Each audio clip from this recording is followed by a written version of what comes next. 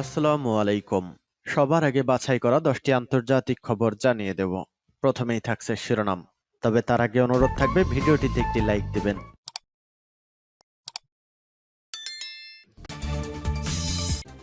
ভারত মহাসাগরে যুদ্ধের মেঘ, ইরানের নিশানায় ইসরায়েলি জাহাজ। ইরানের দৃষ্টিতে যে কারণে যুদ্ধবিরতিতে ইসরায়েল। যুদ্ধবিরতির দ্বিতীয় দিন আজ মুক্তি পাবে 42 ফিলিস্তিনি। ইসরায়েল যুদ্ধবিরতি মানলে হামাসও মানবে বলছে ইসমাইল হানিয়া। যুদ্ধবিরতি যে কারণে নেতানিয়াহুর জন্য চরম পরাজয়ের। এবং সর্বশেষ জানিয়ে দেব, রাশিয়ার 71টি ড্রোন ভূপাতিত করার দাবি ইউক্রেনের। শুনছিলেন সংবাদ শিরোনাম, এবারে বিস্তারিত। ভারত মহাসাগরে যুদ্ধের মেঘ, ইরানের নিশানায় ইসরায়েলি জাহাজ। ইসরায়েল হামাস যুদ্ধের জেরে এখনই তৃতীয় বিশ্বযুদ্ধ না বাঁধলেও আগুনের ফুলকি ছড়াচ্ছে গোটা পশ্চিম এশিয়ায়। সতর্ক করছেন আন্তর্জাতিক বিশেষজ্ঞরা, ফের তার আভাস মিলল।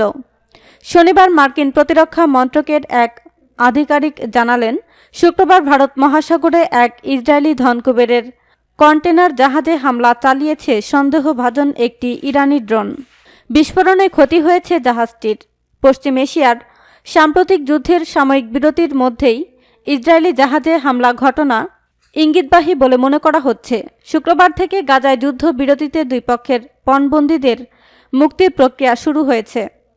মার্কিন প্রতিরক্ষা মন্ত্রকের আধিকারিকদের চাঞ্চল্যকর দাবি, যুদ্ধবিরতির প্রথম দিনেই সিজিএম নামের ইসরায়েলি ধনকুবেরের জাহাজে ড্রোন হামলা হয়। সন্দেহভাজন ড্রোনটি ইরানের বলে দাবি করা হচ্ছে। 3 কোণা ড্রোনে ছিল প্রচুর বিস্ফোরক। জাহাজের কাছে এসেই বিস্ফোরণ ঘটে।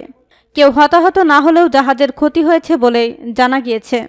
যুদ্ধের শুরু থেকে প্যালেস্টাইন তথা হামাস গোষ্ঠীর পাশে দাঁড়িয়েছে ইরান।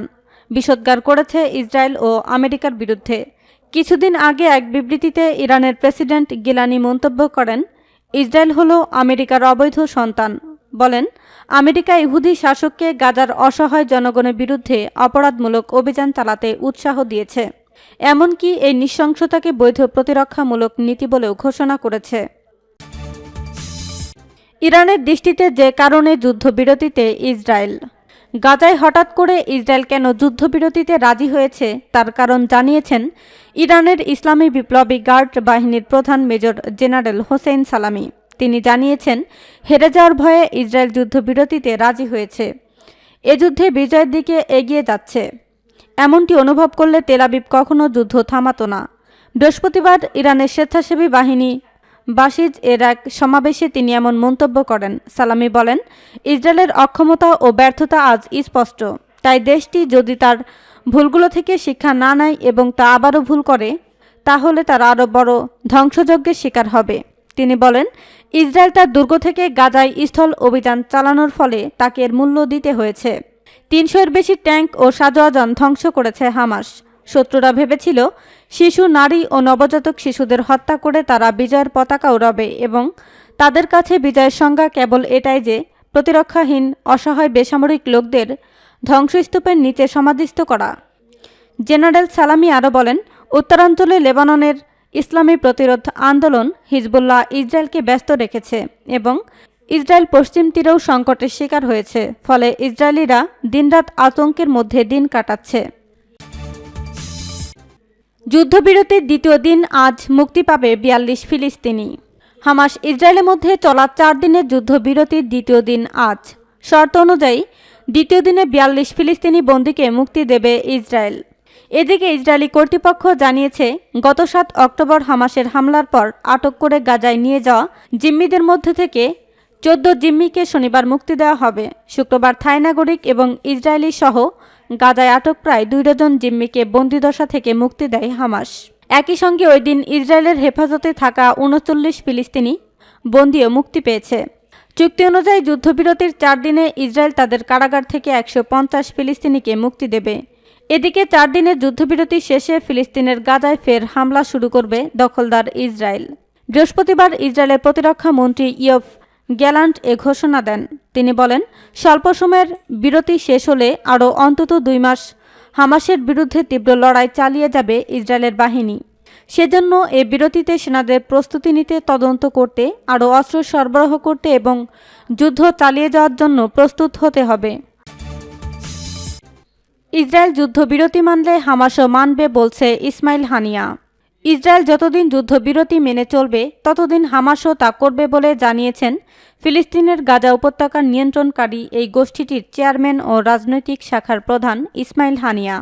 শুক্রবার এক ভিডিও বার্তায় অতি সাম্প্রতিক এই যুদ্ধবিরতি নিয়ে হামাসের অবস্থান স্পষ্ট করেছেন তিনি। ভিডিও বার্তায় তিনি বলেন, গাজায় ইসরায়েলি হামলা বন্ধ করা, বন্দি বিনিময় সম্পন্ন করা, গাজাকে অবরোধ মুক্ত করা এবং আল-আকসা মসজিদে হামলা প্রতিরোধ করতে যা যা করা প্রয়োজন তার সবই করতে প্রস্তুত আছে হামাস। ইসরায়েল যতদিন পর্যন্ত যুদ্ধবিরতি মেনে চলবে ততদিন হামাস তা অনুসরণ করবে। গত 7 অক্টোবর ইসরায়েলের ভূখণ্ডে হামাস যোদ্ধাদের অতর্কিত হামলা চালানোর পর ওই দিন থেকে গাজায় অভিযান শুরু করে ইসরায়েলের বিমান বাহিনী। পরে 16 অক্টোবর থেকে অভিযানে যোগ দেয় স্থল বাহিনীও। ইসরায়েলি ভূখণ্ডে হামলা চালানোর দিন এলোপাতাড়ি গুলি ছুড়ে শত শত সামরিক বেসামরিক মানুষকে হত্যার পাশাপাশি 242 জনকে জিম্মি হিসেবে গাজায় নিয়ে গিয়েছিলেন হামাসের যোদ্ধারা। এই জিম্মিদের মধ্যে ইসরায়েলিদের সংখ্যা 104, বাকি 138 জনের মধ্যে যুক্তরাষ্ট্র, Thailand, Germany, France, Argentina, Russia ও ইউক্রেনের নাগরিকরা রয়েছেন।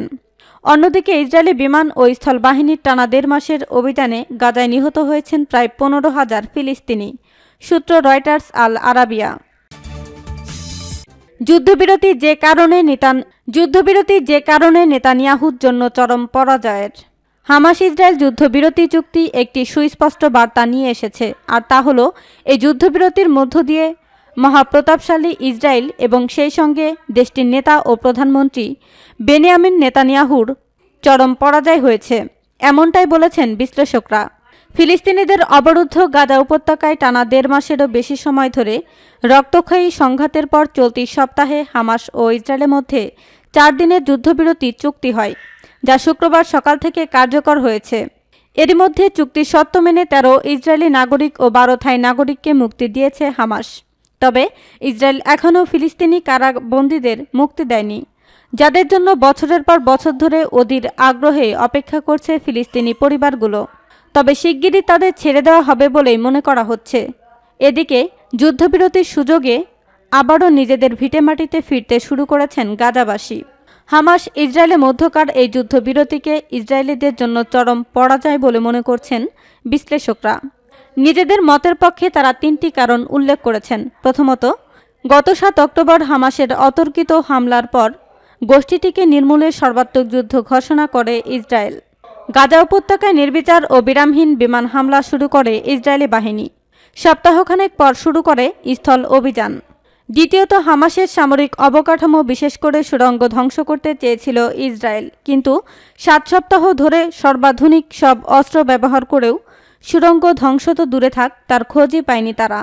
তৃতীয়ত, ইসরায়েল বলছিল হামাসকে উৎখাত করে তাদের হাতে বন্দী ইসরায়েলি নাগরিকদের মুক্ত করে আনবে বা বিমান হামলা ও স্থল অভিযানের হামাস জিম্মিদের মুক্তি দিতে বাধ্য হবে, কিন্তু তেমনটা একেবারেই ঘটেনি। হামাস জিম্মি ইসরায়েলি নাগরিকদের মুক্তি দেয়নি, বিনিময় করেছে। রাশিয়ার 71টি ড্রোন ভূপাতিত করার দাবি ইউক্রেনের। ইউক্রেন শনিবার দাবি করেছে যে তারা রাশিয়ার 71টি আক্রমণকারী ড্রোন ভূপাতিত করেছে। কিয়েভ বলেছে, আক্রমণ শুরুর পর থেকে রাজধানীতে এটি রাশিয়ার সবচেয়ে বড় হামলা। কিয়েভের নগর প্রশাসনের বরাতে রয়টার্স জানিয়েছে, এই ড্রোন হামলায় 11 বছর বয়সী এক শিশুসহ 5 জন আহত হয়েছে। ইউক্রেনের বিমান বাহিনী সোশ্যাল মিডিয়ায় বলেছে, বিমান বাহিনী 71টি শাহেদ 131, 136 অ্যাটাক ইউএভি ধ্বংস করেছে। তাদের বেশিরভাগই কিয়েভ অঞ্চলে ধ্বংস হয়েছে। কিয়েভের মেয়র ভিটালি ক্লিটস্কো বলেছেন, শহরটিতে 6 ঘন্টার জন্য আকাশ হামলার সতর্কতা জারি করে রাখা হয় এবং ড্রোনের ধ্বংসাবশেষ পড়ে রাজধানী জুড়ে আগুন ছড়িয়ে পড়ে এবং ভবনগুলো ক্ষতিগ্রস্ত হয়। তিনি বলেন, শত্রুরা সন্ত্রাসী হামলা চালিয়ে যাচ্ছে। ইউক্রেনের প্রেসিডেন্ট ভলোদিমির জেলেনস্কি সোশ্যাল মিডিয়ায় লিখেছেন, হলোডোমার স্মরণ দিবসের রাতে 70টিরও বেশি শাহেদ। রাশিয়ার নেতৃত্ব গর্বিত যে তারা হত্যা করতে পারে। এদিকে রাজা জুৎসেপি সীমান্ত ক্রসিং পয়েন্ট ছাড়া রাশিয়ার সঙ্গে বাকি 3টি সীমান্ত চেকপয়েন্ট বন্ধ করে দেওয়ার সিদ্ধান্ত নিয়েছে ফিনল্যান্ড সরকার।